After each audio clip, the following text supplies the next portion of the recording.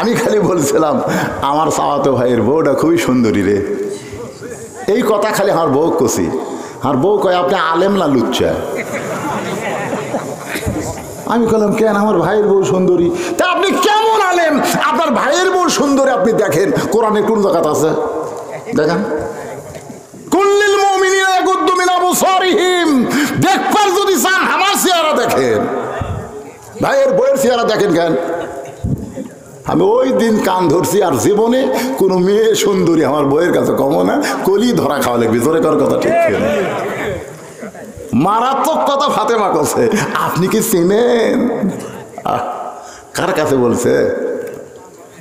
হযরত আলী বলতেছেন, ফাতেমা এই দুনিয়াতে একজন মেয়েকে আমি চিনি, সেইটা হলো আমার হাসান হোসেনের মা। এছাড়া আমি অন্য কোনো মেয়েরে চিনি না। ফাতেমা বলতেছে, তাহলে শোনেন, যে কয়টা মেয়ে দরজায় দাঁড়িয়ে আছে তাদের মধ্যে একটা যদি বেপরদা থাকে, সবগুলো মেয়েই ভালো, যে কয়টা মেয়ে আমার সঙ্গে দেখা করবে সবাই ভালো, কিন্তু একটা যদি বেপরদা থাকে, বেপরদা নারী যারা শয়তানের যানবাহন তারা। আমার সঙ্গে বলা লাগবে ভাই জান, তাছাড়া গ্রামের মধ্যে বেপরদা দূর করবেন কেমনে? আজকে মায়েরা শুনুক, আমি যেই বলবো বেপরদা নারী যারা, আপনারা বলবেন শয়তানের যানবাহন। যানবাহন বোঝেন না? বেপরদা নারী যারা, এই যানবাহন করে কবেন, খালি বাহন করলে হবে না, যানবাহন। বেপরদা নারী যারা।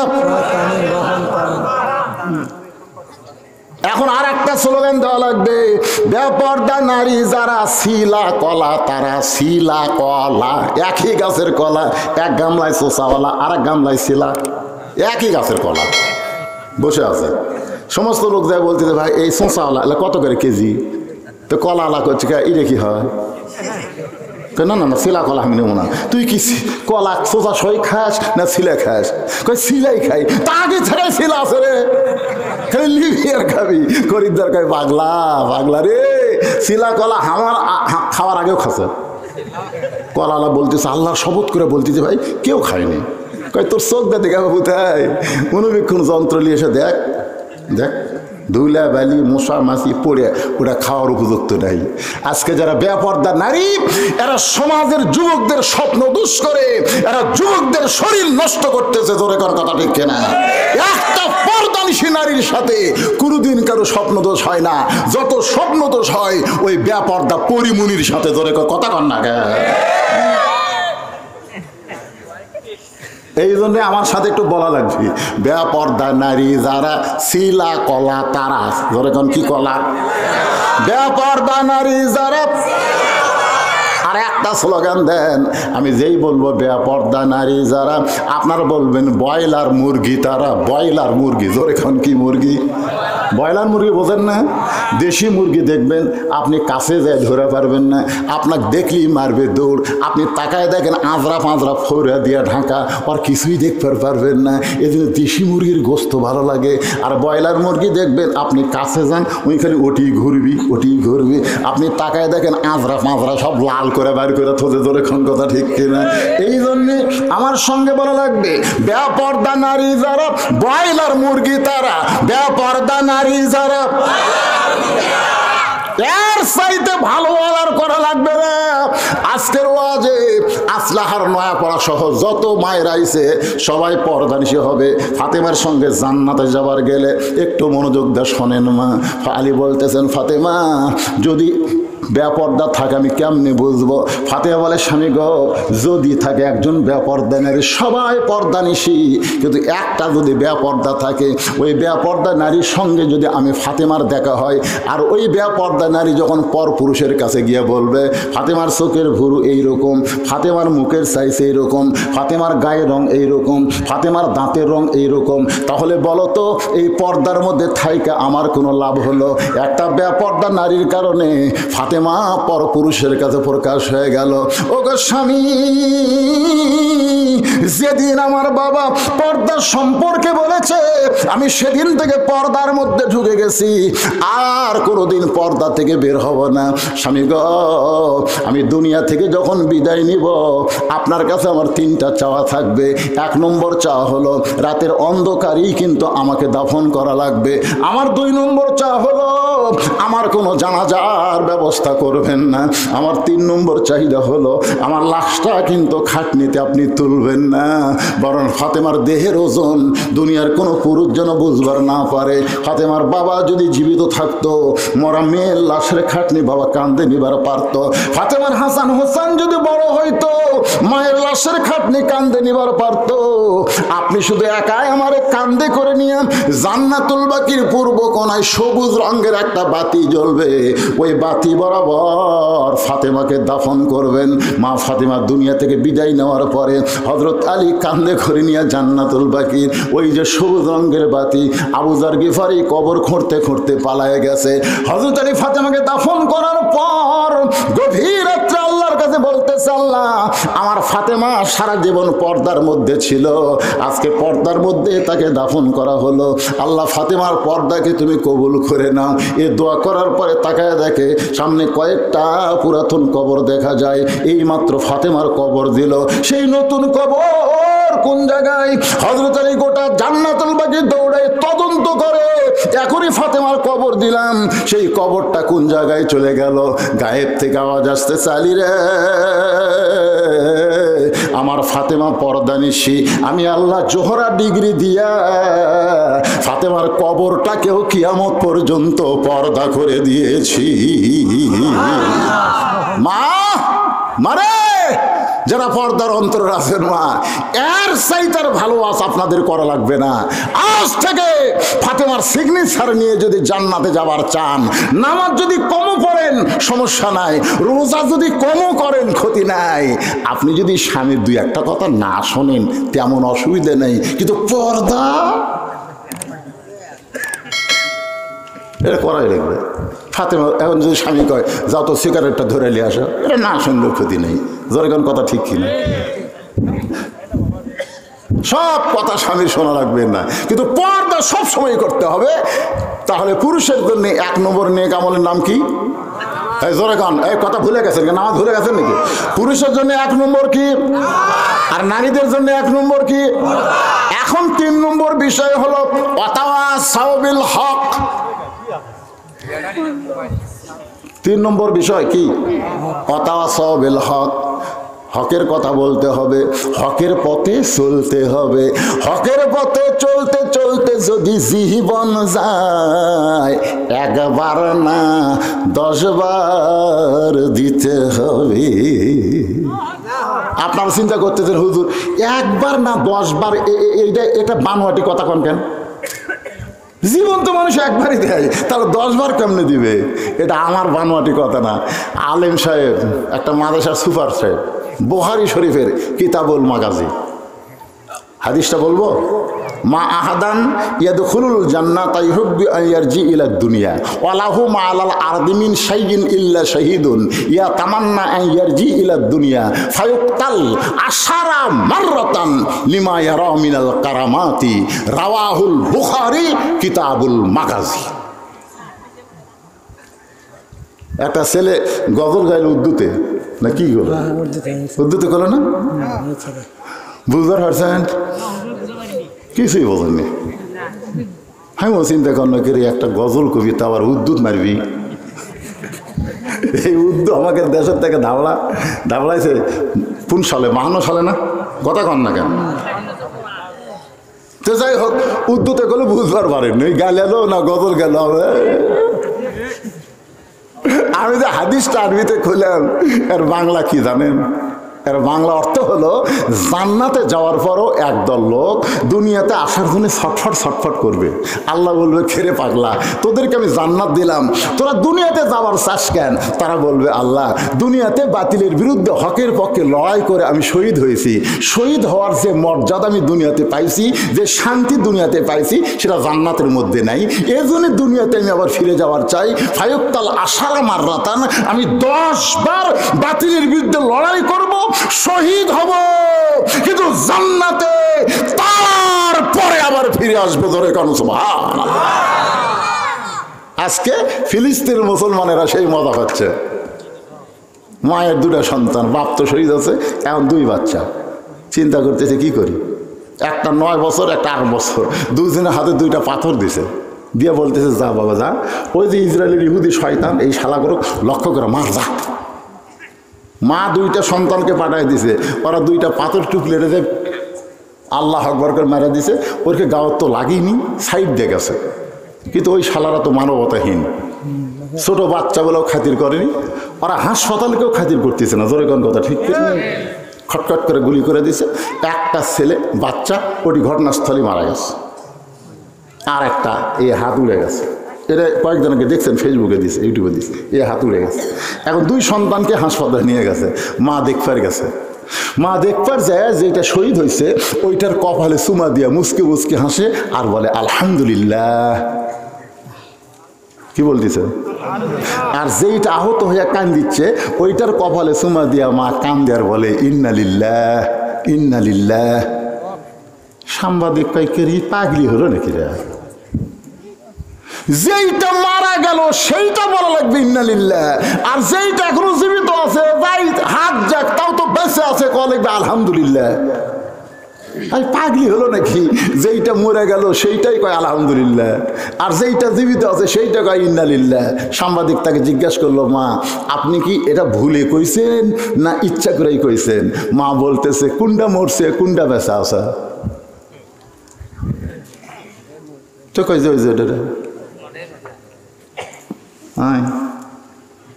সাংবাদিকতা করিস কিন্তু আল্লাহর কোরআন হাতে ধরিস না। আল্লাহর কোরআন হাতে ধরিস না, আল্লাহর কোরআন হাতে ধর, কোরআন খোল, খুলে দেখ। ওয়ালা তাকুলু লিমান ইউকতালু ফি সাবিলিল্লাহি, আমওয়াত বলা যাবে না বাল আহিয়া? বাল আহিয়া। আল্লাহ বলতেছে খবরদার তাদেরকে মৃত্যু বলো না, বাল আহিয়া ওয়ালা কিল্লা তাশুরুন। সাংবাদিক তোদের মাথাতে এটা ধরতেছে না, আমার এই সন্তানটা মরে নাই, ও এখন জান্নাতের ভিতরে পাখি হয়ে ঘুরতেছে। ধরে কর সুবহানাল্লাহ। এটা ইন্নালিল্লাহ, এটা মানুষ মরার কোনো আয়াত না। ইন্নালিল্লাহ হলো ইজা আসাবাতুহুম মুসিবা, যখন বিপদ আপদ মুসিবত আসবে কলু, তখন বলতে হবে ইন্নালিল্লাহ। আমার ছেলেটাকে ইন্নালিল্লাহ বলে চুমাইতে বললাম, একটা হাত হারালি কেন? কলিজা দিবার পারলি না? তোর ভাগ্য খারাপ, তোর হাত গেছে, জীবন যায়নি। অথবা সবেল হক, হকের পথে যারা থাকবে, আল্লাহ কোরআনে বলেছে ওয়ালা নাবলুওয়ান্নাকুম বিশাইয়্যিম মিনাল খাউফি ওয়াল জুই ওয়া নাকসিম মিনাল আমওয়ালি ওয়াল আনফুসি ওয়াস সামারাত ওয়া বাশশিরিস সাবিরিন। সুবহানাল্লাহ বলে। সুবহানাল্লাহ। কি মনে করতেছেন হকের পথে যারা থাকবে বিপদ আসবে না? কবি সারাদিন ঘুরি, সারাদিন ঘুমাই, আমার কোনো টেনশন নেই। তুই গোপনে যে শয়তানের দল করিস, তোর টেনশন কোত্থেকে থাকবি রে? এই যে 2টা বেড়া ঘুরাচ্ছে রে, এই শালা করে কিন্তু পোলা দেওয়া হবে না, বেড়া ঘুরতেছে।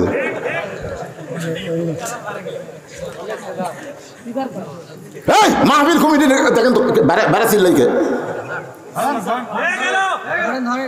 পাগল হয়ে শুনতেছে ঘন্টার পর ঘন্টা। আপনাকে দেখতেছি না,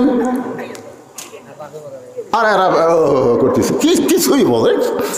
এটা কি মাটি ফেটে বাড়ালো না কেউ জন্ম দিল আল্লাহ জানে রে।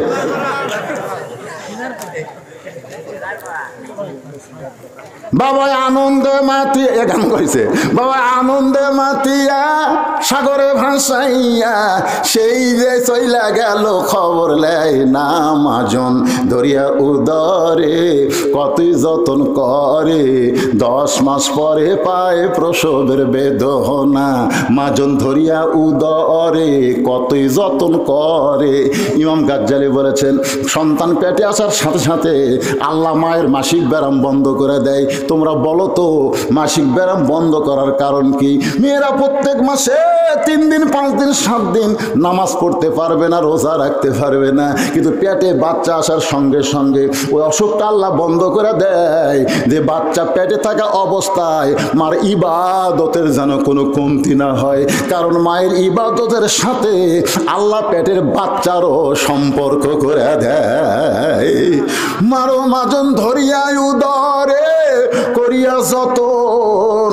মা পেটে বাচ্চা নিয়ে যখন রুকুর থেকে সেজদা যায়, 4 মাসের বাচ্চা পেটের মধ্যে এরকম দুমড় খায়, আমার হাতের দিকে তাকান, পেটের মধ্যে দুমড় খায়। ফেরেশতা বলে আল্লাহ তোমার বান্দি রুকুর থেকে সেজদা গেল, পেটের বাচ্চা পেটের মধ্যে কি কষ্ট পায় না?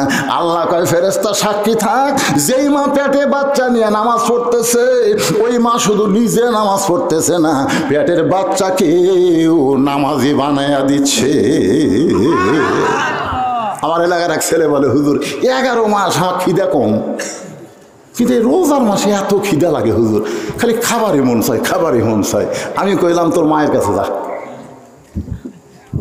যা বেঁচে আছে কয় হয় তো যা। তো মা কি করবে? যাস না কেন? এই কথাটা যেটা হামাক কইলি এটা তোর মা যা। তো ওই মায়ের কাছে যায়, বলতেছে মা 12 মাসের মধ্যে 11 মাস আমার খিদে কম, কিন্তু রোজার মাসে খিদে বেশি কেন? মা বলতে তোর দাদি, তোর দাদিটাই সর্বনাশ করছে। তোর দাদি আমাকে কইছে যে বৌমা খবরদার রোজা যেন থাকেন না, রোজা থাকলে কিন্তু পেটের মধ্যে বাচ্চা শুকা যাবি, রোজা থাকলে আমার নাতি নাতনি শুকা যাবি। আমার জোর করে রোজা থাকবার দেয়নি রে, রোজার মাসে হামও খাসি, তুইও পেটের মধ্যে খাসি, রোজার মাসে তোর খাওয়ার অভ্যাস আছে, এই জন্য বাইরে আসে তুই আর থাকা পারতিস না। এই জন্য একজন মা যদি ভালো হয়, পেটের বাচ্চা আল্লাহর ওলি হয়, যার প্রমাণ হলো আব্দুল কাদের জিলানী। জোরে কোন কথা ঠিক কেন? কথা কন না কেন? এমনি দৌড়াদৌড়ি করে খ্যাক খ্যাক, আর একটাও নেই। এ আসে বান্দরের লাগালে আর উপর পড়ছে কেন? এই না না উঁচে জায়গা পড়া যাবে ছোট মানুষ থাক। আচ্ছা থাক। অথবা সাবিল হক, হকের কথা শুনবেন না? হকের কথা শুনবেন না? হ্যাঁ একটু মনোযোগ দিয়ে শুনবেন। অথবা সাবিল হক, হকের কথা বলতেছি। 3টা কথা বলবো, আপনার একটু মনোযোগ দিয়ে শোনেন। 1 নম্বর হলো ইন্নী উহিব্বুল ফিতনা, আমার ওয়াজ শুনছেন? এই ওয়াজটা আমি করতেছি না। 2 নম্বর হলো ইকরাহুল হক, আর 3 নম্বর হলো আশহাদু মালাম আরা। এই 3টা আরবির বাংলা অর্থ হলো আমি ফিতনাকে মহব্বত করি। 2 নম্বরের বাংলা অর্থ হলো আমি হককে পছন্দ করি না। 3 নম্বর হলো আমি না দেখা জিনিসের সাক্ষী মারি। আপনারা বলেন তো শাব্দিক অর্থ কি ভালো না খারাপ? ভালো। খারাপ। আমি ফিতনাকে মহব্বত করি। অথচ আল্লাহ কোরআনে বলেছে ইন্নামা আমওয়ালুকুম ওয়া আওলাদুকুম ফিতনা, নিশ্চয় তোমাদের সম্পদ আর সন্তান হলো তোমাদের বিপদের কারণ। আপনারা বলেন তো সম্পদ আর সন্তান বিপদের কারণ, এ কথা আল্লাহ বলার পিছনে কারণ কি? কারণ আছে না নাই? আল্লাহ কি এমনি এমনি কোনো কথা কইছে নাকি? 1 নম্বর কারণ হলো কি জানেন? মনে করেন, বুঝাচ্ছি এটা আমি, আপনি মসজিদে জুমার দিনে ইমাম সাহেব কিন্তু একসময় বলে এখন আপনাদের সামনে দান বাক্স যাচ্ছে, যে যা পারেন আল্লাহর হস্তে দান করেন। এ কথা বলে কি বলে না? বলে না? তখন আপনার পকেটের দিকে আপনি খেয়াল করেন, 500 টাকার লোট আছে, 200 টাকার লোট আছে, 100 টাকার লোট আছে, কিন্তু 10 টাকা নেই। 500, 200, 100, 10 টাকা নেই।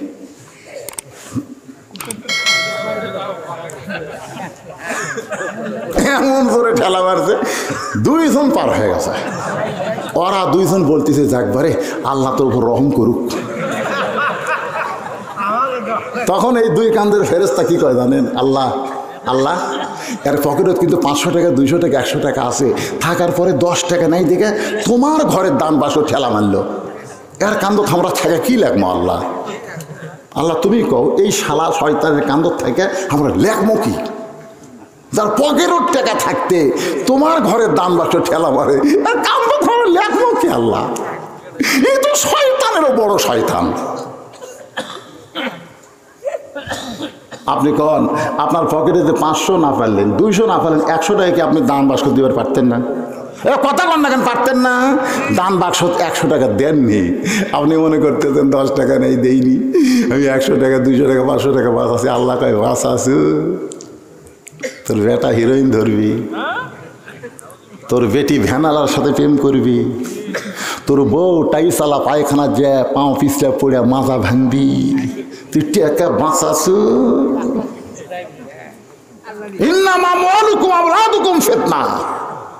নিশ্চয় তোমাদের সম্পদ আর সন্তান হলো বিপদের কারণ। আজকে সম্পদ থাকার পরেও দেখেন কতগুলো মানুষ 3 তলা 4 তলা 5 তলা বাড়ি করতেছে না? কতক্ষণ করতেছে না? আর মসজিদের জন্য যদি বলা হয় ভাই 1000 টাকা দে, 10টা বস্তা সিমেন্ট দেন, কয় না ভাই রে, এই বাড়ি বানাতে বানাতে আমার হাত শূন্য হয়ে গেছে ভাই, মাফ কর ভাই। আল্লাহ কই আর কান্দর থেকে আমি কি লেখবো? আর কান্দর থেকে আমি কি লেখবো? দুনিয়ার বাড়ি বানাতে বানাতে টাকা শেষ করে আল্লাহ তোমার ঘরও তুই 10 টাকা দিবার পারতিছে না। আজকে মসজিদের উন্নয়ন কল্পে মাহফিল হিসাবে এই কথাটা, এটা হক কথা। জোরে কন কি কথা? আর একটা বলা হয়েছে একরাহুল হক, আমি হককে পছন্দ করি না। এটাও কিন্তু আল্লাহ কোরআনে বলেছেন জাত সাকারাতুল মাউত হক, পছন্দ করি না আমরা সেই হক যে হকের নাম হলো মৃত্যু। সবার জীবনে মৃত্যু সত্য। জোরে কর কথা ঠিক কিনা? ওয়াতাসাবিল হক, একটু মনোযোগ দিয়ে শোনেন। তারপর আমরা মৃত্যু পছন্দ কথা কর না কেন? আমার মা একটা হাত গেছে, একটা পা গেছে, গতকাল মুখ বেঁকা হয়েছিল, আজকে কথা হয়ে গেছে। আজকে আমি গেলাম, আমার হাত ধরলো, বিকালবেলা গেছিলাম, হাত ধরে মা বাঁচবার চায়, মা আমার বাঁচবার চায়। এই অবস্থাও আমার মা মরবার চাচ্ছে না, মা মরবার চাচ্ছে না। তখনই বোঝা গেল মৃত্যু প্রত্যেকটা মানুষের জীবনে হক হওয়ার পরেও কেউ মৃত্যুরে পছন্দ করে না। এরপর আমাদের মরতেই হবে। জোরে কোন কথা ঠিক কিনা? আল্লাহ বলেছেন মরো মরো, কিসের আপত্তি মরতে? লা তামুতুন্না ইল্লা ওয়া আনতুম মুসলিমুন। সবচেয়ে বড় হক কথা হলো মুসলমান হইয়া মরা লাগবে। আর মুসলমান হয়ে মরতে গেলে আল্লাহর ঘর মসজিদে আপনাদের এখানে যারা আছেন সবাই কিছু কিছু করে দান করা লাগবে। এটা আপনাদের কবরের পাতেও হবে। আমাকে বলেছে হুজুর আপনি 2 ঘন্টা ওয়াজ করার পরে মসজিদের জন্য 5টা মিনিট বলবেন। দেখেন ঘড়ির দিকে তাকিয়ে দেখেন 2 ঘন্টা আছে। এই যারা লাইভ করতেছে ওরা বুঝতেছে 2 ঘন্টা 10 মিনিট পরে একটা না, বাংলাদেশের বক্তারা এখন 1.5 ঘন্টা করে ওয়াজ করতেছে না। আর 2 ঘন্টা 10 মিনিট ওয়াজ করার পরে 5 মিনিট আল্লাহর ঘরের জন্য আমি আপনাদের কাছে হাত বাড়ালাম। এরা কিভাবে তুলবি? টাকা আমার কাছে নিয়ে আসা লাগবি না আপনাদের কাছে লোকজন যাবি? কোনটা করবি রে? আব্দুল সালাম কুটিওয়ালা গামছা কাম হবে নি?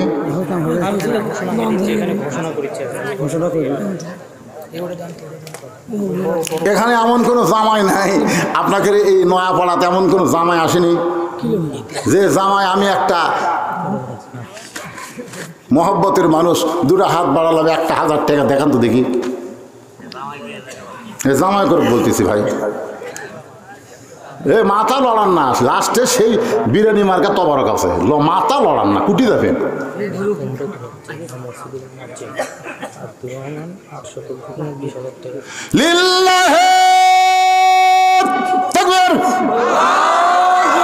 মসজিদের মুয়াজ্জিন সাহেব এমনি রাসূল বলেছেন বেলাল আইতো, তো বেলাল বলতেছে হুজুর কেন?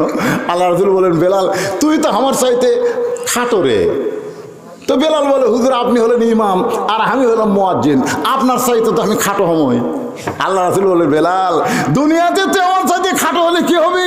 হাসরের ময়দানে তোর মাথা আমার মাথার উপরে থাকবে। বেলাল বলে ইয়া রাসূলুল্লাহ এটা কেন? বলে তুই যে মুয়াজ্জিন।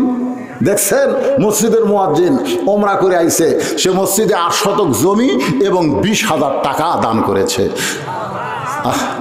এমনি তো মুয়াজ্জিন মানুষ, জান্নাতে মাথা হবে উঁচা, নামও বাবা রে, নামও বাবা রে। আল্লাহর কাছে দুটা নাম সবচাইতে ভালো, একটা আব্দুল্লাহ আর একটা আব্দুর রহমান। ওনার নাম হচ্ছে আবার আব্দুর রহমান, নামে ভালো, কামে ভালো, সব দিক দিয়ে ভালো না? মাশাআল্লাহ। অতাওয়াসাউ বিস-সবর, হকের পথে চলতে গেলে বিপদ আপদ মুসিবত আসবে। এই কারণে আল্লাহ বলেছেন আবাশশিরিস সাবিরিন। মায়ের পেটের বাচ্চা যখন প্রসব হয়, প্রসবের আগে কিন্তু একটা প্রসব বেদনা হয়, হয় কি হয় না?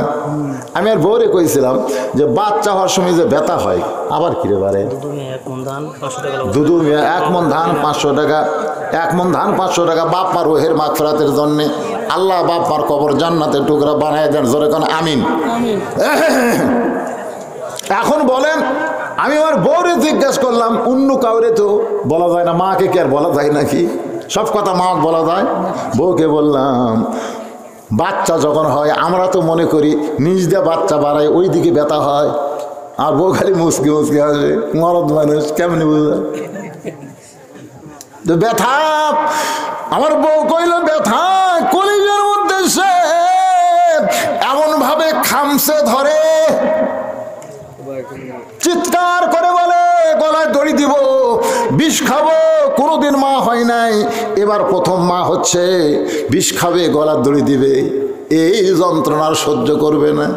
দাদি নানি দৌড়ে এসে ঘরের মধ্যে তুলে ঠান্ডা পানির মধ্যে নরম কাপড় চুবড়ায়া কপালের উপরে দেয়, আর কয় ধৈর্য ধর। অতাওয়াসাউ বিস-সবর, ধৈর্যের শিক্ষা, ধৈর্য ধর, ধৈর্য ধর। পায়ের তলে জান্নাত, বাপের পায়ের তলে জান্নাত নাই, তোর পায়ের তলে জান্নাত। তুই মা হবি আর চিল্লা চিল্লি করবি, এই কষ্ট সহ্য করবি না, তাহলে তুই কেমনে মা হবি? একটু ধৈর্য ধর, একটু সবর কর। মা কিন্তু কষ্ট পাচ্ছে, তারপরেও মা হওয়ার আশায়। মায়ের পায়ের তলে সন্তানের জান্নাত, এ হাদিস শোনার পরে দাঁতের উপর দাঁত দিয়ে মা ধৈর্য ধারণ করেছে। এত কষ্ট, এত নির্যাতন, বাড়ি ঘর ভাত দিয়া আরা জঙ্গলে সেখানে খুঁজে খুঁজে ধরে ধরে জেলে নিয়ে যাচ্ছে। এত নির্যাতন, এত কষ্ট, তারপরেও তারা মুনাফিক হচ্ছে না, দল বদল করতেছে না। ধরে কোন কথা ঠিক, কথা কন না কেন? এত কষ্ট, এই কষ্টের পরে মা ধৈর্য ধারণ করে দাঁতের উপর দাঁত দিয়ে আছে। হোক কি হবে, মরে যাবো না হয় কি হবে। দেখেন রক্ত আসতেছে, বাচ্চা আসতেছে, রক্ত আসতেছে। ফিলিস্তিন যেরকম রক্ত দিচ্ছে, রক্তের ভিতর দিয়েই চলে আসবে মেহেদি, চলে আসবে ঈসা আলাইহিস সালাম। ধরে কোন ঠিক কি না? সন্তান বের হয়ে প্যা প্যা করে কান্দে, মা বেহুশ হয়ে গেছে।